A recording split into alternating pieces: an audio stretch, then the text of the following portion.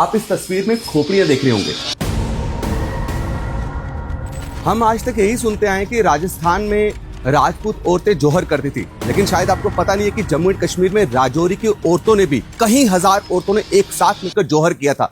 दोस्तों, आज मैं जम्मू एंड कश्मीर के एलओसी डिस्ट्रिक्ट राजौरी में आया हूँ सिर्फ आपको यह बात बताने के लिए कि जब 15 अगस्त 1947 को देश आजाद हुआ, जब पूरा देश आजादी का जश्न मना रहा था, तब राजौरी के हिंदू और सिख परिवारों ने, खास करके हिंदू और सिख औरतों ने उसकी कितनी बड़ी कीमत चुकाई है।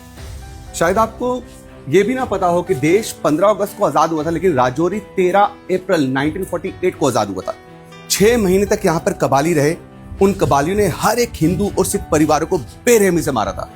आप मेरे पीछे बलिदान भवन देख रहे होंगे। ये कब का बना हुआ है वो डेट भी लिखी हुई है, लेकिन साथ में ये जो कुआं है ना, ये कुआं आज भी उन मासूम औरतों की चीखें जो हैं इन कुएं से सुनाई देगी। अगर आप ध्यान से सुनेंगे तो हम आज तक यही सुनते आए कि राजस्थान में राजपूत औरतें जौहर करती थी, लेकिन शायद आपको पता नहीं है कि जम्मू एंड कश्मीर में राजौरी की औरतों ने भी कई हजार औरतों ने एक साथ मिलकर जौहर किया था। कबालियों से अपनी इज्जत को बचाने के लिए, अपने सेल्फ एस्टीम को बचाने के लिए उन्होंने या तो अपने आप को मार दिया, या जहर खा लिया, या इस कुएं में आके वो कूदी थी एक साथ।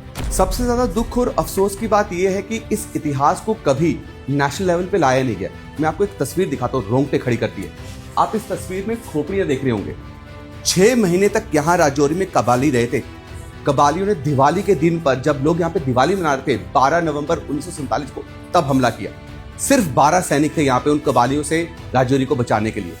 और 6 महीने के बाद 13 अप्रैल 1948 को जब कबाली को यहाँ से हटाया गया, तो इसी जगह से जहाँ पे मैं खड़ा हूँ खोपड़ियां उठाई गई थी। और जो खोपड़ी इकट्ठी करके आप देखिए कितनी खोपड़ी है।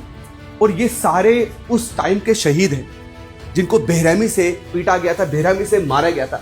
ये वो औरतें हैं जिन्होंने जौहर किया है, जिनके परिवार वालों ने अपने बहू बेटी को खुद मारा। जब 12 नवंबर 1947 को राजौरी में अटैक हुआ, तो कबालियों ने पहले हिंदू और सिख परिवार के मर्दों को इकट्ठा किया और मैदान में ले जाके खड़ा करा। वो मैदान आज एयरफील्ड है जहां पे उन्हें बेरहमी से मारा गया। मर्दों को पता था कि उनकी औरतों को बचाना बहुत मुश्किल है, उन्हें अबडक्ट कर दिया जाएगा। तो औरतों को या तो जो घर में पड़े हथियार थे उनसे मारा गया, या फिर जहर दिया गया। जब जहर कम पड़ गया तो सब औरतों को इकट्ठा किया गया। और जिस जगह में खड़ा हूं, यहाँ पे कुआं हुआ करता था उस वक्त, आके उन्होंने इसी जगह पर कूद कर अपनी जान दी है। इससे बड़ा जौहर कहां होगा। ये था इतना बड़ा सैक्रिफाइस हिंदू और सिख औरतों का राजौरी में। तकरीबन 20,000 हिंदू और सिख परिवारों की यहाँ पर कत्लेआम किया गया था। और 6 महीने के बाद 13 अप्रैल 1948 को राजौरी को ट्राइबल से मुक्त किया गया। तभी 13 अप्रैल को हर साल राजौरी डे बनाया जाता है।